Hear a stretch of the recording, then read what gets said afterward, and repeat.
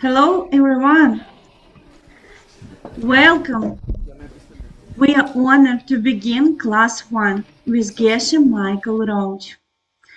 Please settle in, keep your place quiet if possible, and have your notebook ready. Let's listen with a good heart and a clear attention. All right, welcome, Geshe.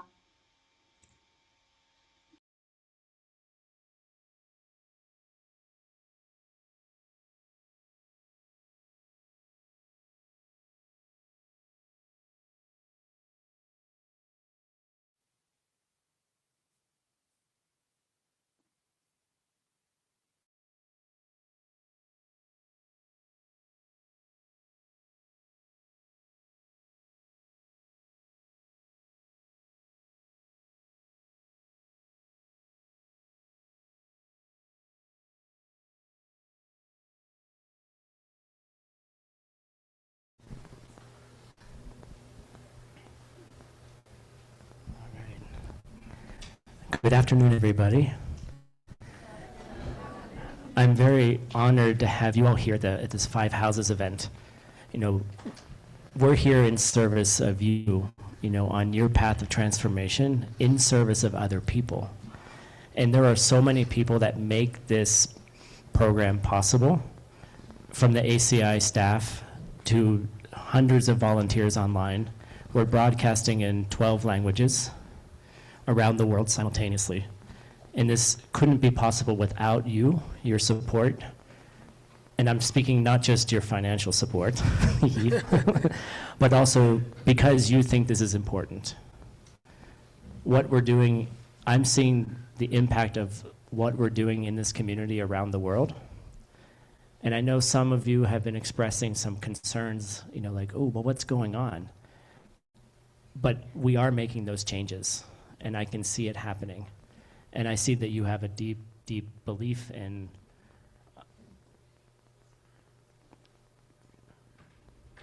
sharing kindness with others. So I'd like to welcome you all to this wonderful event. And without further ado, I'd like to turn it over to Geshe Michael Roach. Thank you for teaching us.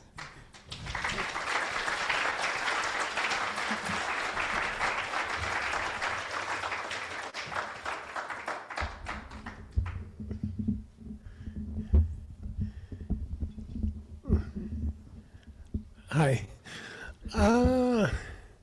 Well, thanks for coming. I know for some of you it's pretty far. For some of you it's across the street. But thank you for coming.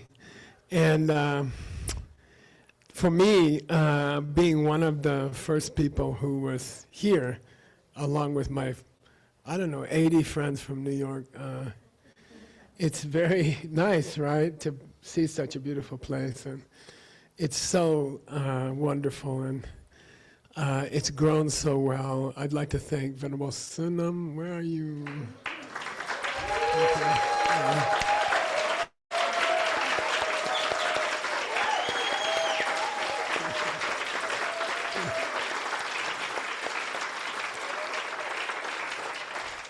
Please live a long life. No, it's really beautiful, and thank you. And this is the springtime at Diamond Mountain. It lasts for 2 days. And you were lucky to be here in the springtime, so enjoy, okay, before the wind and the heat comes. All right, but it's a beautiful place, and thank you for that. I see more stupas crawling down the mountain. That's really nice. Cool, thank you. Today, my classes here, mainly I think it's 4 days of classes, and then in the middle we have the usual Saturday, right? Translator class and a meditation class. And my classes are divided into one class on the angel debates, the devil debates with an angel, and then one class on the song of my spiritual life. And so I thought I'd start with we call it the angel devil class, and it describes all the people in the room. No, I'm just kidding. And we'll go through Angel Devil is kind of a beautiful way to get ready for the song of my spiritual life. So this book is by His Holiness the First Panchen Lama, Losang Chukyi Gyaltsen. He is famous in Tibet for having lived almost 100 years. And this is in a time when people, average age was 40. And so he was pretty strange. People, thought he was very special. I think his long life came because he was so much against war. And he actually stopped the war by himself one time. He went onto the battlefield. He stood between the two armies and demanded that they stop. And he was smart enough to bring a lot of gold with him, and he bribed the two generals. And they gave up the war, and they went home. So I don't know if, it'd be nice if we could do something like that, but he's a special, I like it a lot. My teacher taught it for several years, and he never finished it. So, I think he got like a third of the way through it or something. And then I thought it was a shame if we didn't translate it in this world, if people didn't have this wonderful book. So I worked on it. I started teaching it. I checked in the Desert Botanical Museum, which is basically a cactus museum. My wife drags me there, and I just like, okay. It's more fun to watch the kids there than the cactuses. And we started there in 2011, and so we've been working on this book for 15 years. Thank you, Shingula. And I don't know. To be honest, I was gonna stop teaching it because it was taking so long. And I thought I'll just translate the whole thing and, get it done and just move on to something else, because it seemed like it was taking so long. And it was hard to follow it because we just did it 2 or 3 times a year. And so I worked really hard earlier this year, and I finished it, translating it. And then I thought it needs a commentary because it's a very mysterious book. It starts out with Mahamudra, and it goes all over the place. It's a very, very strange book, and it has many, many vignettes or small pieces of wisdom, stories, and then it skips to another one. And so I thought it really needs a commentary. So I wrote a commentary to it, and I put it in the book after each verse. And then I finished it about 2 months ago. And now it's a 600-page book, and I think we will put it out in Rosa in the summer, something, right? She's still recovering from this book, right? Summer? What's happening in summer, Tim? Malaysia. Yeah, okay. And Singapore. Yeah, so I'm thinking we'll release it there. And me and Rosa worked on the cover, and I would like to show you the cover, okay? Because I like the cover, okay? Okay.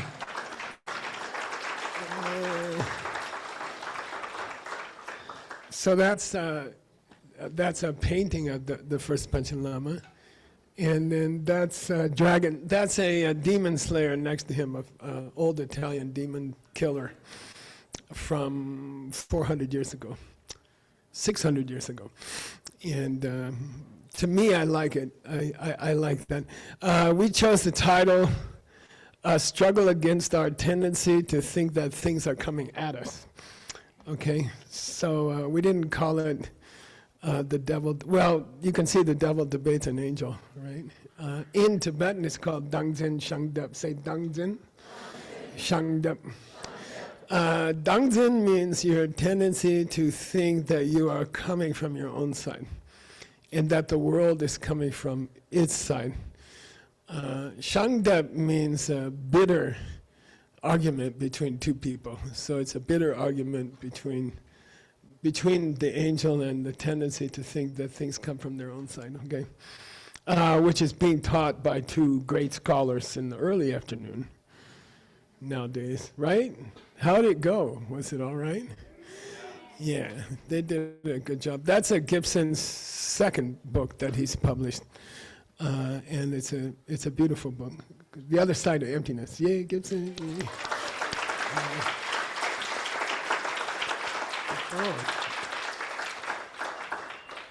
Yeah. That cover is a painting by Nancy Karen's son, Ori Karen, and it was done for the book about the life of Tsongkhapa, King of the Dharma book. And it's a painting of a dream that Tsongkhapa's mother had when he was conceived. And she dreamt that she was standing in a long line of women, and there were two angels, like a man and a woman, going down the line, and then the man would ask the woman angel, is that the one? And then she'd say no. And then they went one by one through hundreds of women, and then when they got to Tsongkhapa's mother, the guy asked the lady, is that the one? And she says, now that's the one. And they say she conceived that night, that he came into her womb that night, okay? So I thought it was because this is about dependent origination, get it? Origination. And so I thought I'd better explain the cover. Yeah. It's about the birth of things, as opposed to its emptiness, as opposed to the emptiness of things, okay? And I'll talk more about that later, okay? Yeah, so this book will be coming out in the next 5 Houses program. And I decided to continue teaching it, and I think it'll take about another, 10 years or something. And that's okay. It's very thick. It's very, very deep. And I can't speed it up because you would just get lost, and I would get lost. So we just have to go at our normal speed, okay? And just enjoy it, all right? Next picture, you guys. I had trouble organizing that book. It's, 600 verses, and I just couldn't see any organization to it. It's the angel and the devil each talking for a while, and there doesn't seem to be, they just decide. That's cute. They just decide to start arguing about something else, and it's hard to see a pattern. So I worked really hard on it, and I broke it into, I call them cantos, which is like Italian for chapters or songs. And that structure was kind of used heavily by Dante, the Italian poet Dante. And I thought his poem, The Inferno, is very similar in length and very similar in content, this book. So I worked really hard and divided this book into cantos. And it's 25 cantos, which means like 25 themes. And then on your reading, which I hope you get someday, I didn't finish it till last night, so I don't know why they didn't print. I suppose you'll get it sooner or later. But I put the name of the cantos in the back for you guys, so you could see the structure of the whole 25 cantos, okay? And we'll be working through those cantos, and then you can sort of get the flow of the book. It's a very difficult flow. The whole book is about emptiness. And it's very, very difficult and very deep. He was a great, great emptiness teacher. Okay. Next picture, you guys. Ta-da. There's a very, I'd say almost the core of this book that we're going to be studying together this time is a section of 31 ways to meditate wrong. Okay, and it's kind of weird that this person would spend so many pages, like 100 pages, telling you how to meditate wrong. If you would like to, you have 31 choices of lousy meditations you can do. You can hear most of them in yoga studios all over the United States. And I thought if I taught them one by one, it would be helpful. Because sooner or later, inside of those 31 meditations, you're going to find the one that you're doing right now. And I believe so. Or, many of us, I have found in their meditations I was doing, and I didn't realize why they were mistaken or why they weren't helpful. So it's a very, very interesting approach of a teacher, a great teacher. And by the way, he was, it's to have such a great teacher teach you the wrong way to meditate. And I made a deal with Tim that I would record video and sound of 101 meditations that I've been trained in. And I thought I would put the 31 inside of those. And then I always warn you at the beginning that this is a bad meditation. And I want to teach you why it's wrong. And then by learning how to meditate wrong, you can learn how to meditate correctly, okay? And most of us, I don't know, I remember the first meditation I went to. I was still at university. I was probably 20. And somebody said, you want to go learn to meditate? And I'm like, I guess so. And they said, some guy's teaching meditation in a private house in town, So it's a big deal at our university. You don't go to town. You hang out in the university. You just go to town to have ice cream or something. And so we didn't really go to houses in town, but I said, okay, I'll go. And we went, we had to walk a long way, and we went into this house. And I remember I sat down, and the guy taught a meditation. And it was one of those meditations where they teach you they say, don't think about anything, and close your eyes, and watch your breath, and don't think about anything. And I tried, really, I gave it a good chance. I did the best I could. I tried to follow the guide. That's my nature. If somebody's teaching me, I'll try to do it, And I tried really hard, And then when we finished and we were all walking home, and people asked me, how was it? Did you see anything or did anything happen? And I said, nothing, And I said, I didn't understand it, and I didn't gain anything from it, and I never went back. And every time someone offered to teach me to meditate after that, I was like, well, I did it already, and and I avoided meditation for, 4 or 5 years after that. It was so weird that I didn't want to meditate, So that was my experience, okay? So I was trying to find a picture of somebody meditating wrong. What's wrong? What's wrong? His posture is wrong, okay?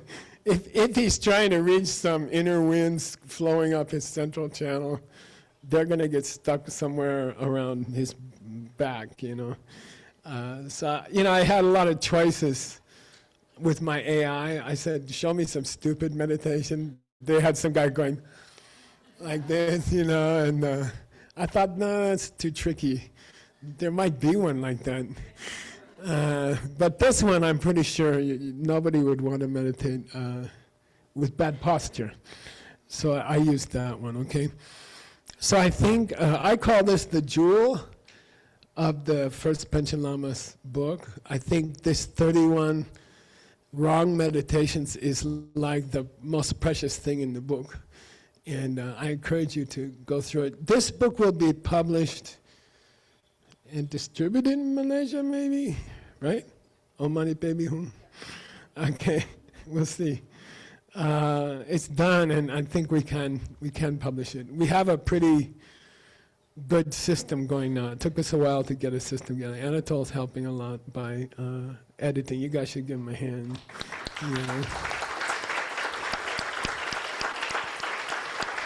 Yeah. And we have a nice flow going, and I think this book, Revelation or something, 7 days. Oh,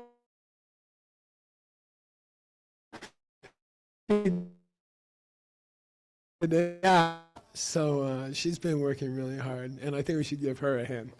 Yeah.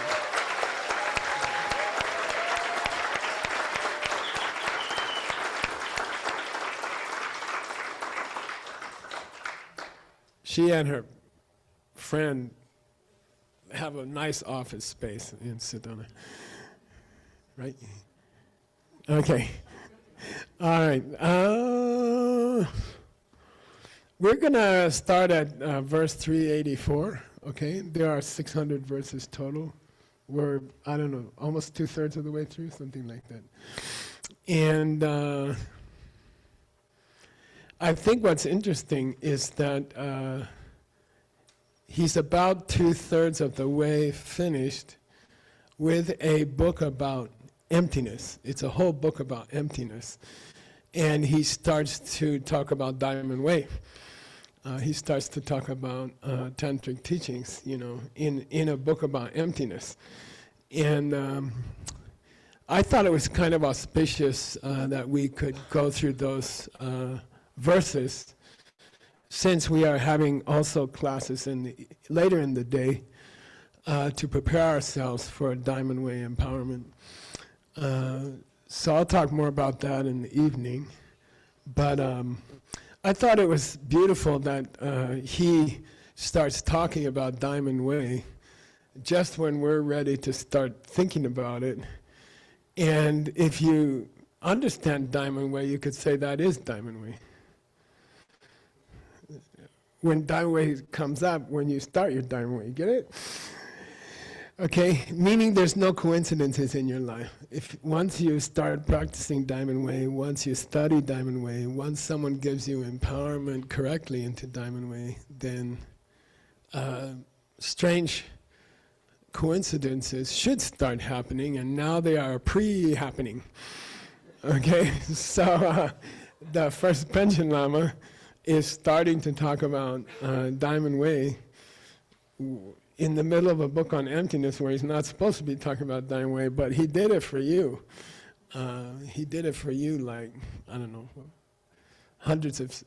many centuries ago. He wrote it for this class. Understand? Okay, so what he says is very interesting.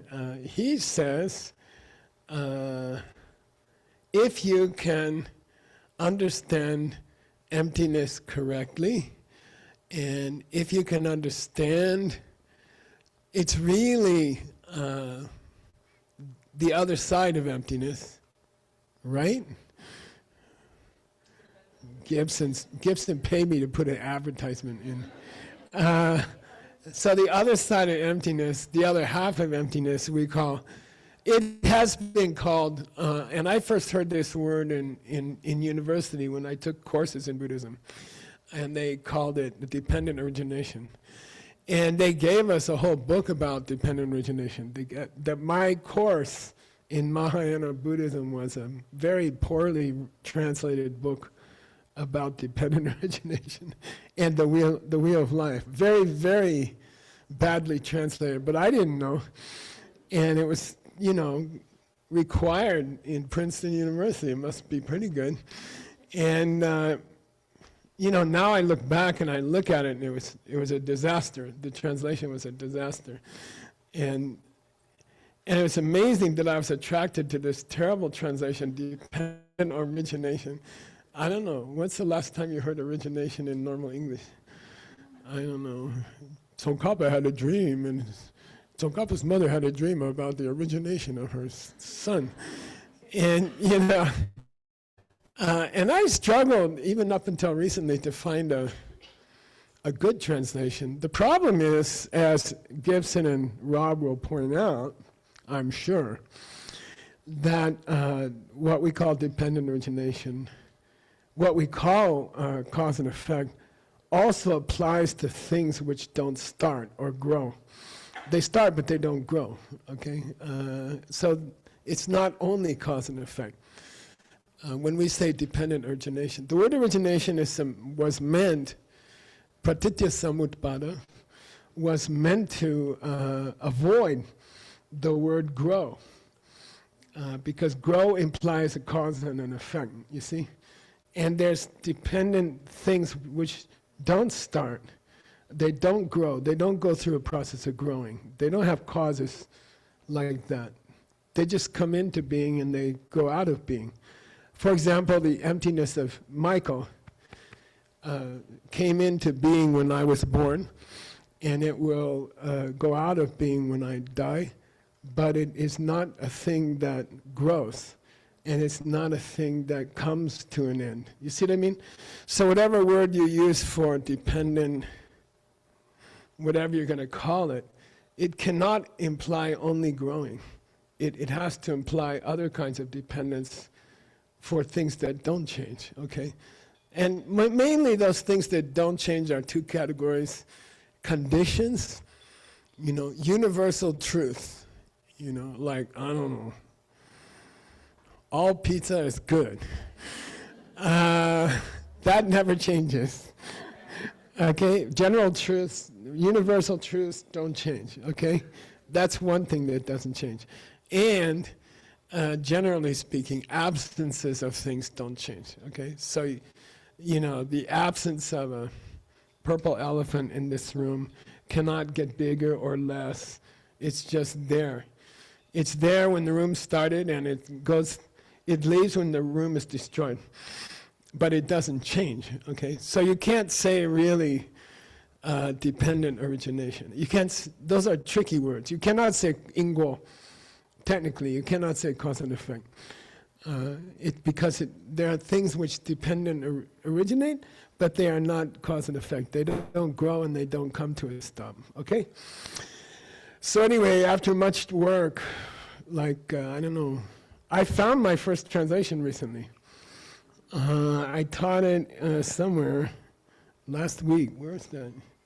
For DCI? YSI. It was a translation from 49 years ago, from Russian, by a guy named Pobayev, about Buddhism in Buryatia.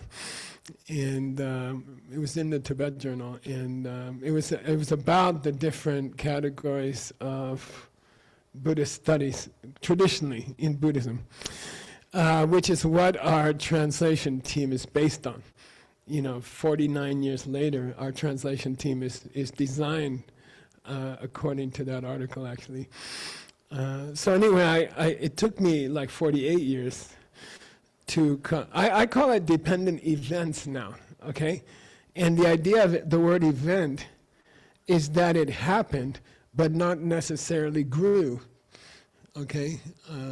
Emptiness is an event, or the fact that there's no purple elephant in this room is an event. It happened. But when you say event, it doesn't have to imply growing. It doesn't have to imply starting small and getting bigger, okay? So anyway, Gibson, and dependent events for now. I think it's good. I like it. And event is more common than origination, right? We can have an event at Diamond Mountain, but it didn't originate. Okay? No, I'm kidding. Okay. So here, if you're sitting there meditating about what you learn in this angel devil class, and you start to understand a little bit about emptiness and the flip side of emptiness, which is dependent events, okay? If you start to understand that, then he says, here's the first Panchen Lama, okay? And by the way, they usually alternate with the Dalai Lamas. When the Dalai Lama's a kid, the Panchen Lama is older, and it used to go like that, you know, and they kind of took care of things. So he says, if you have a good meditation on emptiness, where you understand correctly dependent events, that's the finest offering you could give to the gathering or the tzok of your diamond brothers and sisters. Oh, wow. You know, like he just throws it in. Like, are you going to tzok tonight? Yeah. What are you going to bring? You know, is it going to be Twinkies and, you know, Mexican Coke with real sugar? You know, what are you going to bring? Coca-Cola, I mean. You're bringing, you know, something, you want to bring something delicious to the gathering, to the diamond gathering of your diamond brothers and sisters. So diamond brother, diamond sister, it means anyone, on one level it means anyone you got the empowerment with. Anybody who took the empowerment at the same time as you becomes family, okay? And technically, anyone who gets empowered by the same teacher is your diamond brother or sister, even if it was 20 years ago, it doesn't matter, okay? So, and then you have special connection with them. If you have been empowered by the same teacher, then you have a certain permanent connection with that person for many lifetimes, and for many lifetimes after that, even if you don't like them. And believe me, every diamond brother and sister's been through this, okay? And I'll just talk about it openly. Nobody else wants to, you know. Geshe, what if my diamond brother or sister's a real asshole? You know, like, do I still have to be nice to them? Yes. Do we still have a special relationship? Yes. Okay. Do I still have to treat them like family? We all used to argue with our brothers and sisters, right? Me and my brother, we used to break furniture on each other. And, but it's just a sign of love, okay? So,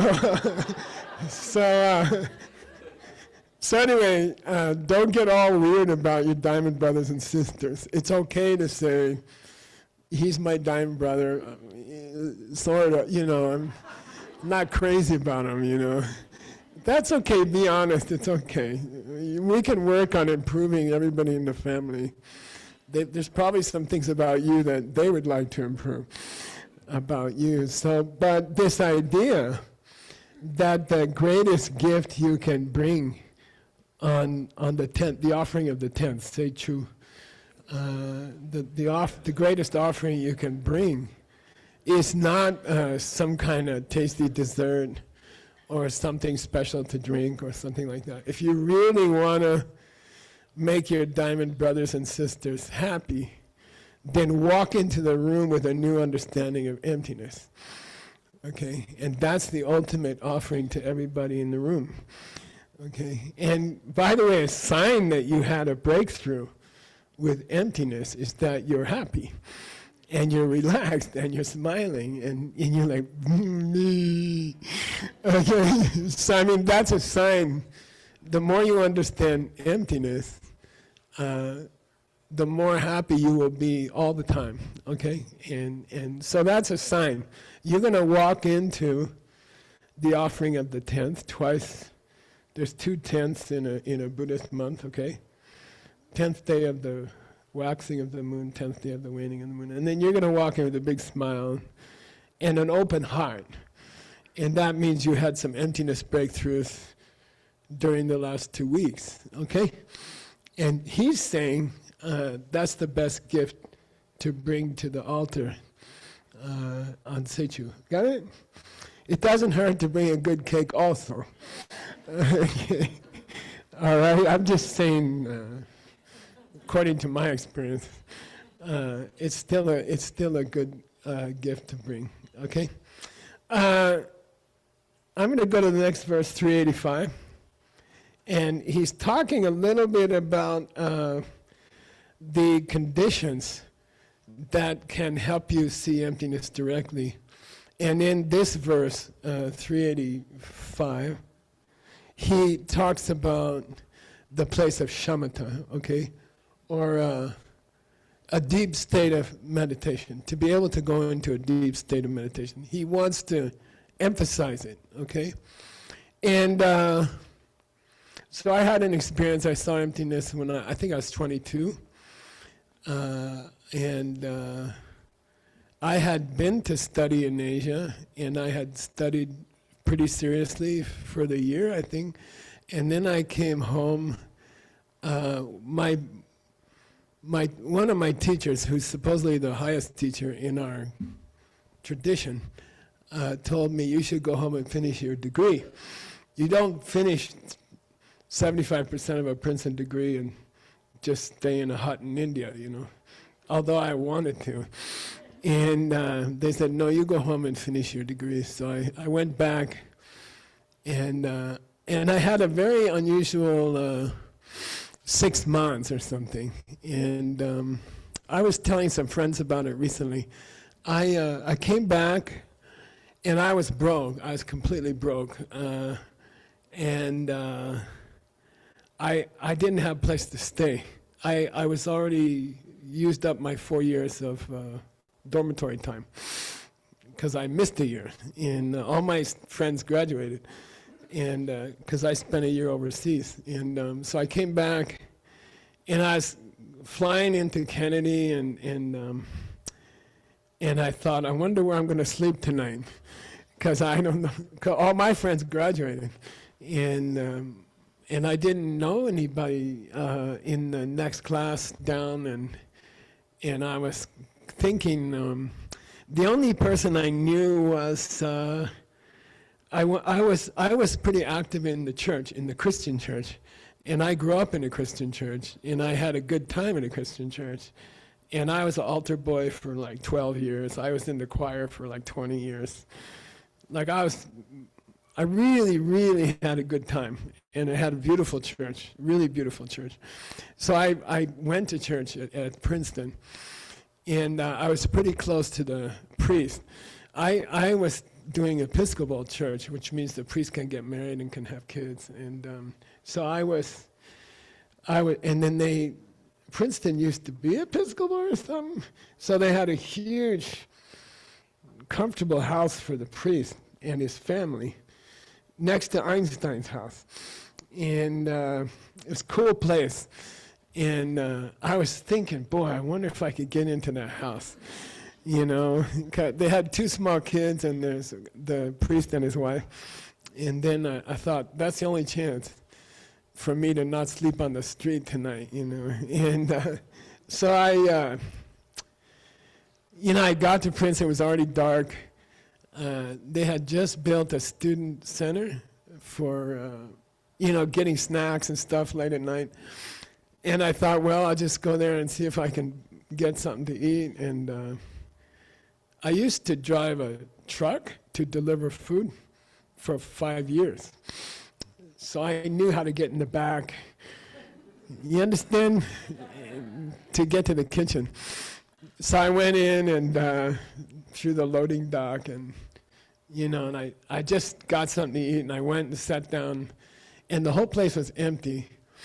But when I got into the place, there's the priest sitting by himself, and the whole place is empty. And I'm like, man, and I like walked over him to him, and I sat down, and I said, I just got back from India, and he said, good. And he says, do you have a place to sleep tonight? I'm like, whoa. I said, no, I don't. And he said, you can sleep at our house. And then he's like, we also need a babysitter. And I'm like, what's that about? He says, so we have a 2-year-old and a 4-year-old, 2 boys. And we need a babysitter and a nanny. And I'm like, I don't know, I babysat a lot when I was in high school for my teachers. And so in those days, the diapers used pins, not tape. You had to be good with the pins. You put like 6 pins in your mouth. And once in a while you stick the kid and they cry for like 2 hours. But I knew how to do it, and I'm like, okay, I'll try, And so I was there for like 6 months, and I was meditating really deeply, and all my friends were gone except one. And so I was pretty much alone. They gave me a floor, an empty floor, because it was one of these houses, like these old Eastern houses, and I had a beautiful room, and my mother was dying. She died while I was there. And so I was deep into my meditations, and strange things were happening to me. And I was in a deep state of meditation most of the time. And it was very amazing, And so I wanted to describe it. For the first time in my life, I failed a class purposely. I had never gotten less than an A, except one B in 7th grade or something, in shop, in woodworking. And I said, I have to maintain my meditation, and I can't get too busy. I can't get sucked into this university state of mind. I gotta stay a little bit. If I'm going to protect my meditation, I have to make sure I control how much I do. And so I purposely failed the class. It was an Indian music class. And I didn't need it to graduate. It was extra. And later I played a concert at Princeton, and the music teacher came, and he's like, on my sitar. And he was kind of freaked out. But anyway, what I wanted to say was there was a sort of wisdom that I shouldn't try to do. I shouldn't overdo it. I should maintain my shamata at all costs. And if extra opportunities came up to do things, but they pushed my shamatha out of my life, I should refuse.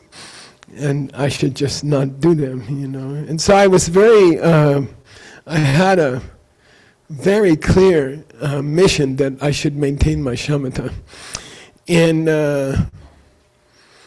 I lost that. After I saw emptiness, I lost that for some time. I was serving my teacher for 25 years, and I was working hard for him, but I was too busy. I think I was too busy. And then what I wanted to do was say that I have a way of keeping my shamatha nowadays that I developed over many years' time.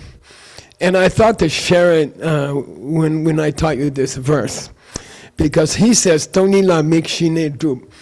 If you want to see emptiness, you have to maintain your shamatha. You have to maintain your meditative state of mind. It doesn't mean you have to do meditation for an hour a day. Which, by the way, is minimum. If you want to see emptiness, you must meditate for an hour a day. Or you cannot. So it's up to you. But I always had trouble finding the hour, and for years I had trouble finding time. And something happened in the later part of my life that I think that I should share with you, and I encourage you to try to do it. Ta-da! Not that. Oh, this is the offering to your diamond brothers and sisters, okay? Get it? That's my AI. Okay, here it is. We call it the Good Night Book Club. You heard about it. We're not trying to advertise books. We're not trying to sell valises, those little briefcases. I've been desperately trying to sell the practice of getting a good night's sleep without your electronics, okay? And I believe, personally, that you cannot maintain shamatha if you don't have a regular bedtime and a regular getting up time. And I'm talking to the minute. And I also believe you cannot maintain shamatha if you cannot drop your electronics. If you cannot release your electronics once a day, I believe you cannot see emptiness. I believe that directly. I believe you have to do this practice. Okay, so I try to sell it everywhere I go. I would say mixed results. You know, everybody is polite to me. They're like, right. And then, you know, the next day I see them and they're like, I'm like, what's wrong? I stayed up till midnight. What happened? Well, first there was a great movie, and then I had to finish my work, you know. And then I'm like, were you in the class yesterday? Oh, that was a great class, Geshe. You know, and I'm like, thanks, you know. So I'm trying again. You know, someday you'll thank me. That's what my mom would say. You gotta try it. You gotta do it. Okay, you can see emptiness directly if you follow this practice. I believe so. You've got all the theoretical teachings. You know, you got 600 verses of angel devil. Lots of good teachings there for emptiness. But you must maintain a meditative state of mind all day long. Okay? That doesn't mean you don't get busy. It doesn't mean you don't have to rush to get someplace. It doesn't mean you don't have problems in your life, financial problems, stuff like that. You do, and they require your thought, and they cause wrinkles here. And or smooth places here, right, John? Both of us. But it doesn't mean you don't have other problems, okay? But here's my sales pitch, okay? And we'll see if it works. By the way, sooner or later you will do it. So it's just up to you. You can wait another few years or another few deaths. But sooner or later you're going to have to do it. If you want to get out of samsara, if you want to see emptiness directly, which is the coolest thing in the universe, you're going to have to do this. Sooner or later you're going to have to do it. And I encourage you to do it now, okay? It's not going to hurt you, believe me. Okay, why are these books coming out every day? You know, we got 4 or 5 books came out in the last 2 months or something. Why can Geshe do 3 times, 4 times more work than he overworked before? It's because I'm practicing the shamatha technique, okay? So I really, really, really beg you to try it. Here's the system, okay, very roughly. I was in, you know, COVID came to Rimrock, Arizona. I used to travel 382 days a year overseas. And 383 days a year I stayed home, so I could tell my wife I stay home more than I travel. One more day at home than I travel. So I told her, you know, I'm not traveling all the time. I'm less than half by 1 day. And so then COVID came and I was stuck at home. And I started to lose it. I started to get bad habits. I've never owned a TV in my life. I almost never watched movies in my life. And I started to look at, you know, shows on my TV, on my computer, like, what is that? The Emperor's, what's it called? The King's Affection. The Emperor's Affection. The King's Affection. South Korean soap operas. Really good. And then football And then I graduated into movies, and then I went to the, advanced degree of war movies, and more advanced dirty movies, unclean things, and I was fascinated.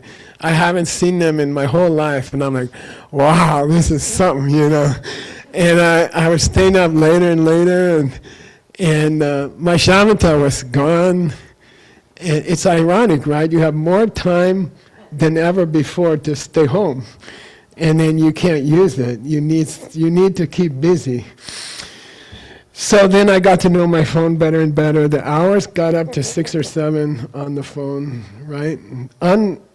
Unasked for, my phone tells me every week or something, 6 hours, 7 hours. I'm like, whoa, really? And so anyway, I was sitting there, then I know the night it was. I can tell you the night it was. And I'm sorry if you heard this talk before, and if you heard this talk before and you didn't do it, that's why I'm doing it again. So it's not my fault, it's your fault, okay? Which is the way I run everything in my life. Everything is somebody else's fault. So anyway, I got to, I remember the moment, it was 2 a.m. And I had gotten in the habit of waking up at 2 a.m. and just watching a little TV. And it was 2 a.m. and I woke up and I laid there and I'm trying to decide if I can sneak out of bed and not bother my wife. She sleeps very lightly, it's dangerous. And so I'm like, then I get this thought, this philosophical problem came in my head,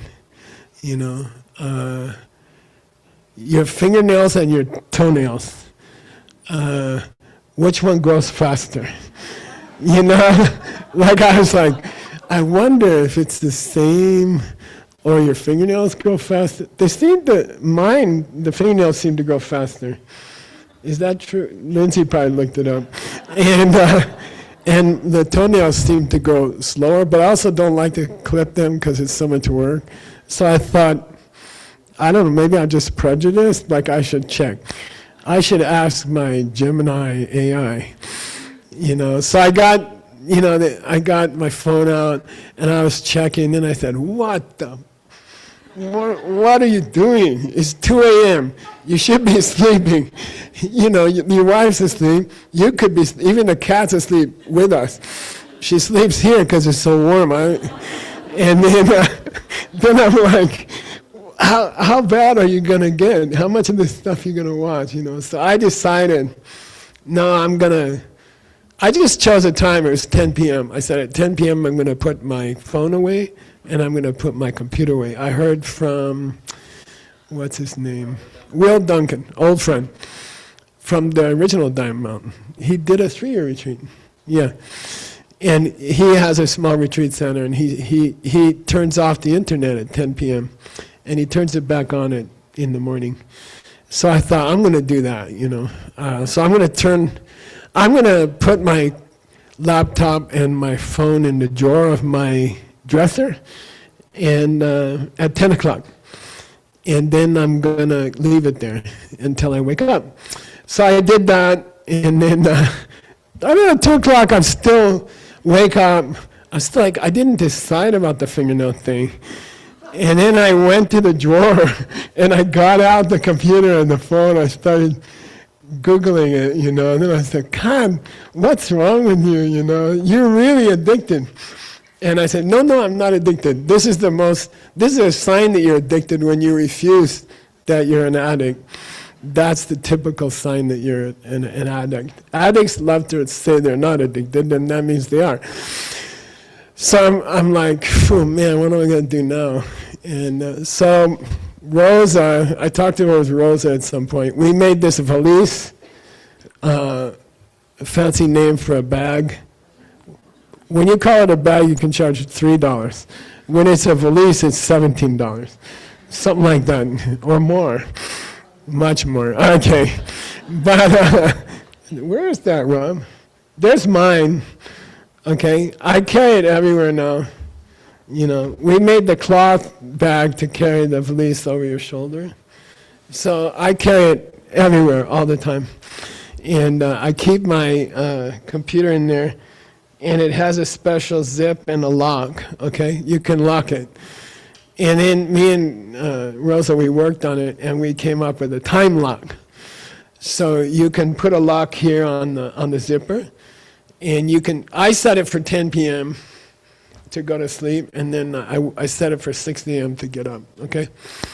And then, I'm sorry if you heard this lecture before, but if you were doing it, I wouldn't have to keep repeating it. So anyway, my teachers in grade school, and I remember, and I'm not betting anybody about the name of the 5th grade teacher anymore. I did how many was $3,000?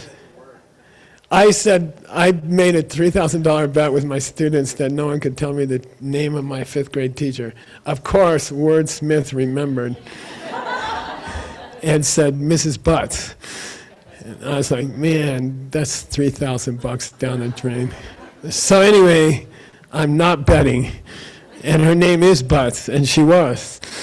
But anyway, she told me, among many other lies, she told me that kids have to sleep for 8 hours, or else you're stupid and you fail and you don't get into college and everyone hates you. And she swore you had to sleep for 8 hours. And I didn't believe her. And then suddenly, I don't know how many years later, many years later, I'm like, she was right. If you sleep for 8 hours, it's like magic, okay? Something happens. And you think, and in Manhattan, when I was a corporate manager, we would work till 2 a.m. I remember demanding to go home at 2 a.m. And everyone said I was a deadbeat. They said, you're not a real manager, and I'm like, I gotta get home, I gotta go home. It's a 2-hour bus ride. I don't get home till 4. I sleep for 2 hours, I come back, and they said, you're a wimp, you're just not strong, and it was a macho thing, right? Hustle, you have it in Mexico? I don't know. Yeah. You gotta, if you don't work like that, you're not a real man, So I got this in my head. I thought I have to work hard to impress other people, and I have to stay up late at night to show that I'm a tough guy. I'm devoted to the Dharma because I can work till 4 o'clock or something. And then I tried it. I went to bed at 10, and the first night I got up at 3. Because I'm not used to sleeping for 8 hours. And then I pushed it to 4, and then I pushed it to 5. And now it's amazing. At 10 o'clock, I get into bed. I lock up my computer and my phone. If I'm traveling, I give it to Rob. I ask someone to come and take it, the phone and the computer. And they come at 10. They come at 10, and they take it. And I have to give it. And then I don't get it back till 6 o'clock. But the strange thing, at 5:59 this morning, I just like, ding. And I feel super fresh, and I feel super charged, and I'm just like, let me rip up that angel devil thing. I don't see why it took so many years. I can finish this in 2 months, and I did. After 15 years, I'm just like, God, I can knock this out. And something about sleeping for that long, and your meditation goes off the charts, okay? If you wake up at the same time, animals do that. When I was in 3-year retreat, me and Christy had a, woodpecker.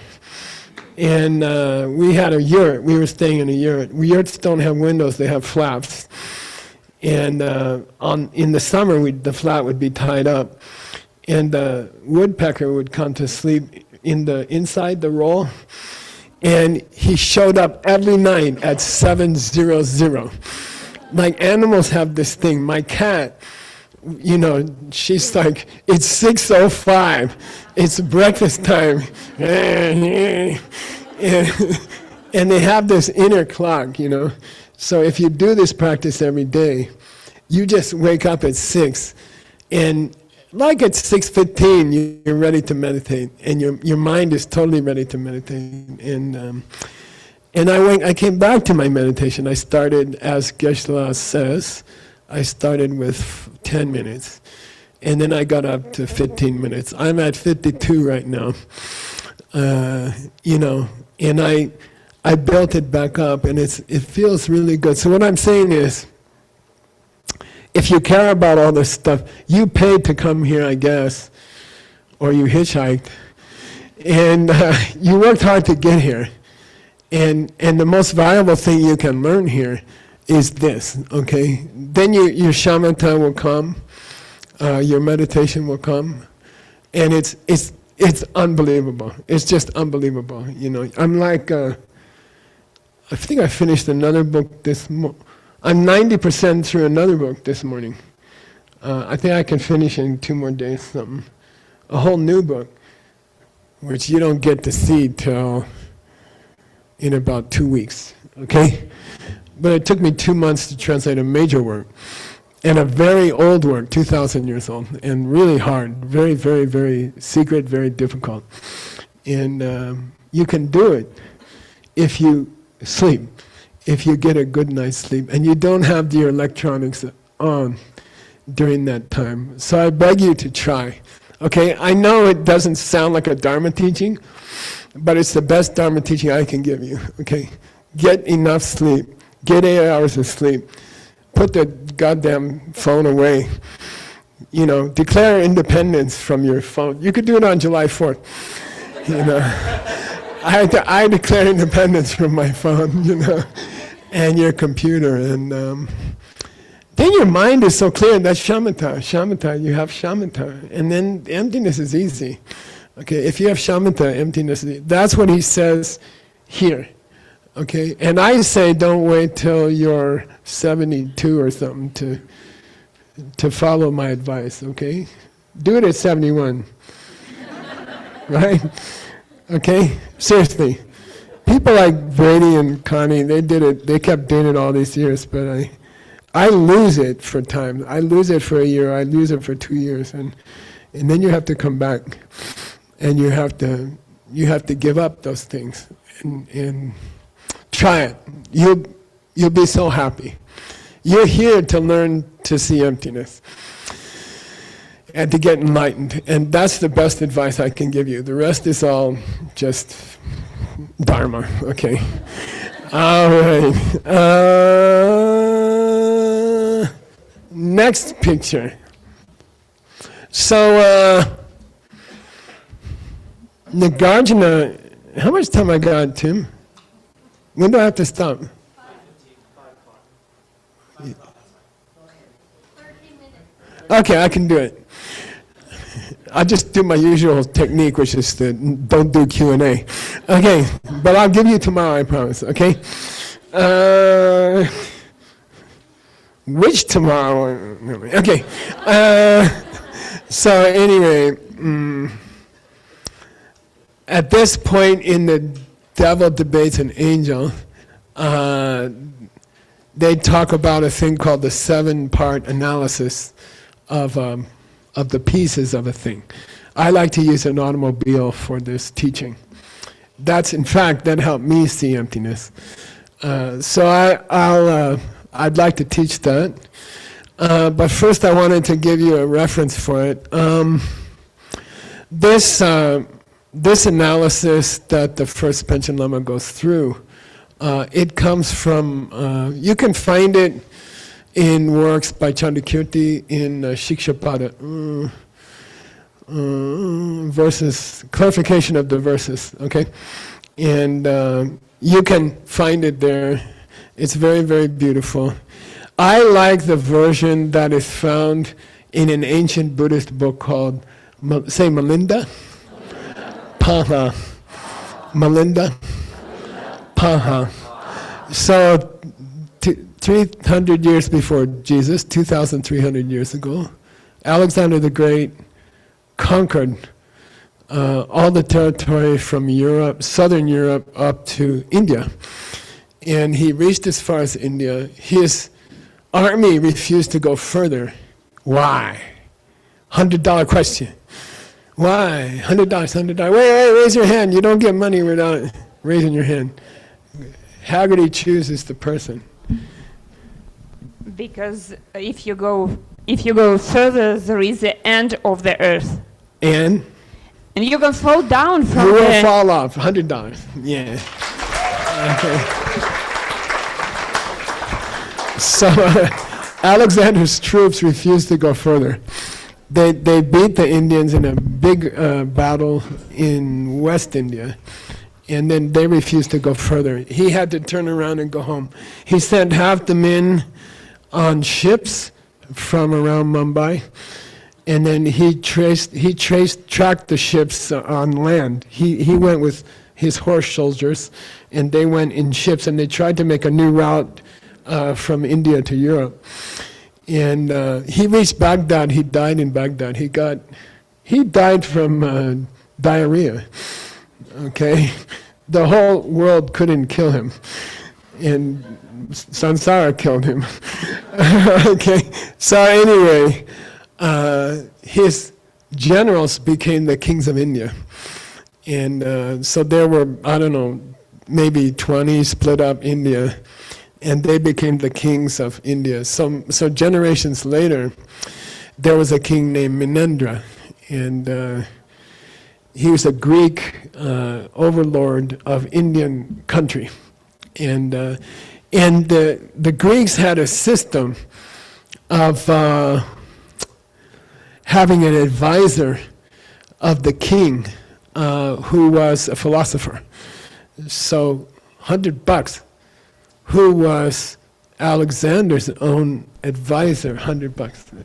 Not the same person, don't be greedy. Who was Alexander's? Daniel was not, he was too young.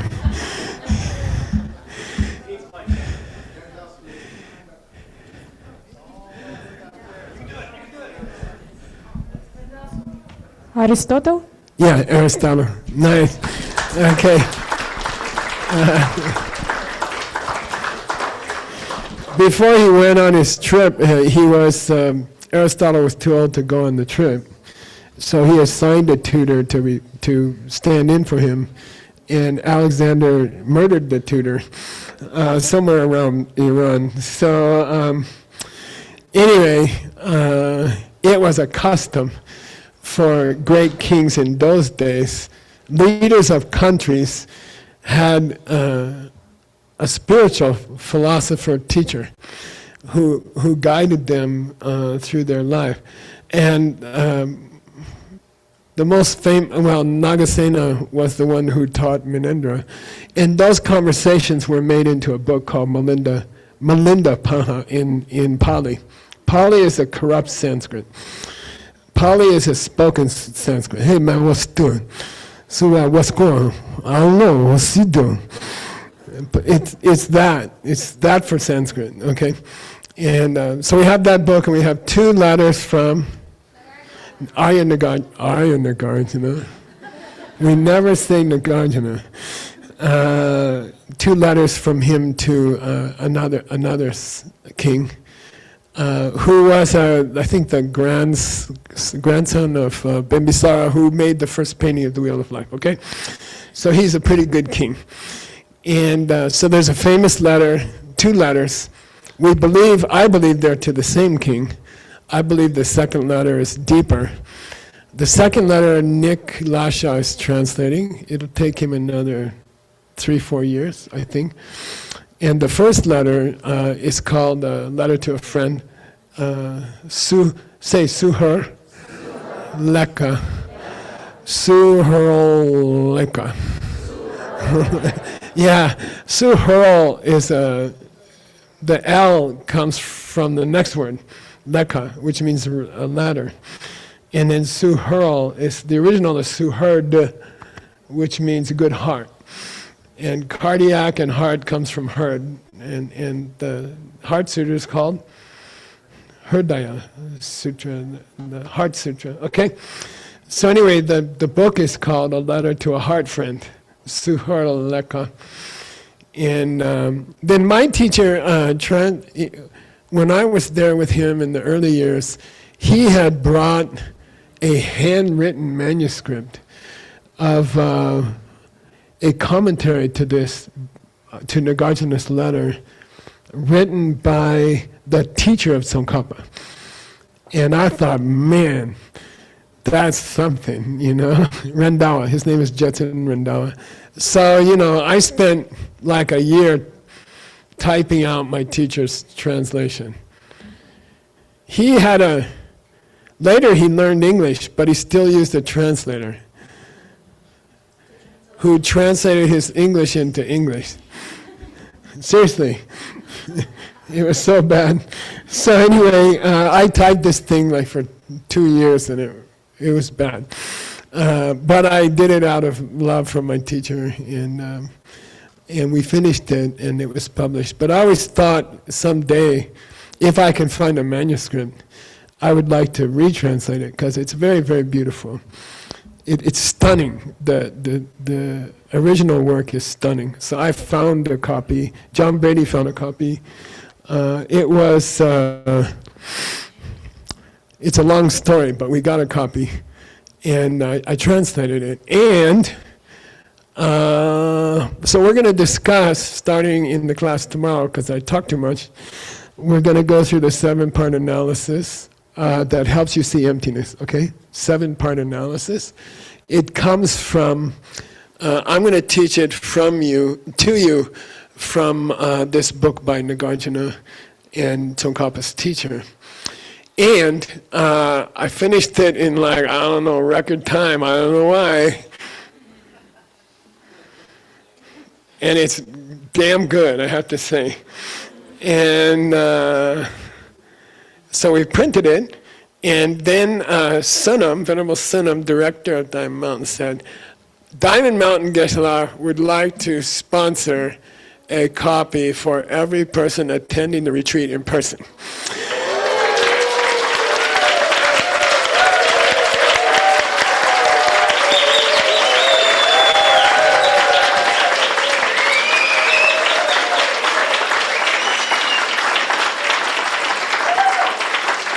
You want to come up? You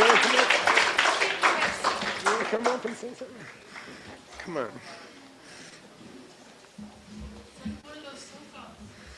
Huh? No, this is a black one. Can I get that out? Pull it. Finally. Yeah, we're good. You got 3 minutes. 3 minutes. Thank you so much for translating that beautiful book. I don't know about you guys, but I don't know, I have the feeling I have a deep connection to Rendava, to Che Rendava, and that's why I love this book so incredible. And then, Geshe, you also said that's more or less the book which we should teach, because it's so practical advice. I'm the person who is in their head a lot, and practical advice is always, always beautiful. So you would make my heart smile if you take the practical advice. That was my intention. Thank you so much. Yay. Nice, right? Can you hold it up? We have a good friend in Australia who's one of the early students at Diamond Mountain named Ben Christian, and he painted the cover for us. And you see the king here, and then we put Rendawa teaching the king by cosmic heart connection. Okay, so we have this beautiful painting on the cover, and Ben Christian did it just for this book. Yay, thank you. Okay.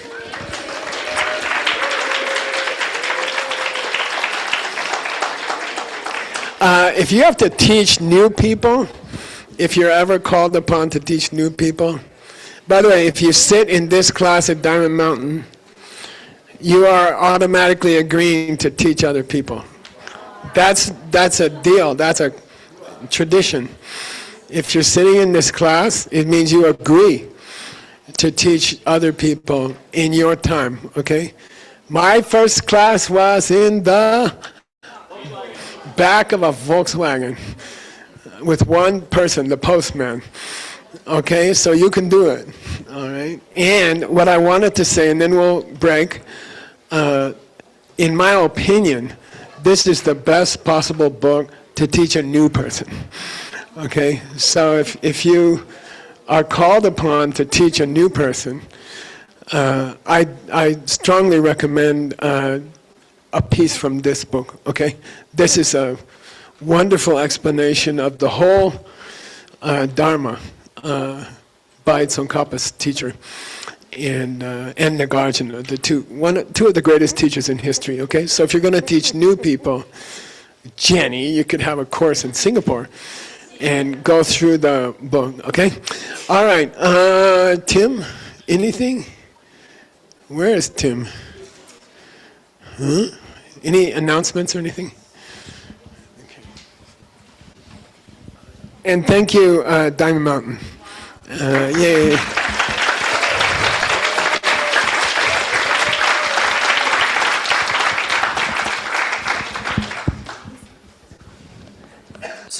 So in Robin Gibson's class, which was amazing today, but if you missed it, you missed something great, and don't miss it tomorrow. Rob introduced this item here. It's not just an item, it's a beautiful Buddha statue. It's a medicine Buddha statue that was made for when we did the medicine Buddha retreats here at Diamond Mountain. So this statue hung out here for quite a while. And it's made by a group of people in Mexico outside of Guadalajara called the Huicholes. And we had these made several years ago and supported their center. And as Rob announced, we are this close. Every retreat we say we're getting closer, so we're telling you we're getting closer to launching 5 houses. and I'm telling you we're very, very close. And in that process, there's a lot to do that we didn't anticipate. And guess what?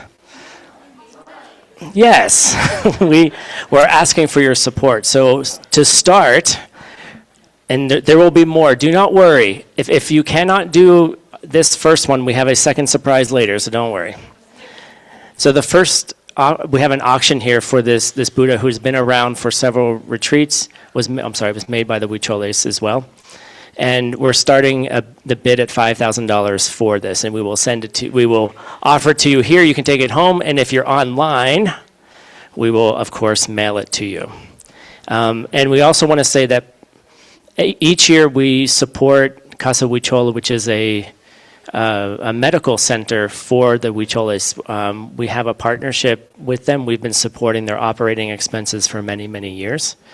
And it's not very much. It's about $200 to $300 a month. And we've been supporting them through that. And so part of the proceeds of whomever wins this auction is going to go to the 5 houses, but part of it will also go to Casa Huichol as well to continue supporting the medical needs of those people there, and they really need a lot of help. So QR codes are up. And over the next couple classes, we will inform you on how it's going. And when are we done, Pachi? So we have 3 days for this auction, all right? So if you can find it in your heart to help, this Buddha could be yours. So thank you all very much. We have a half-hour break. And thank you for teaching.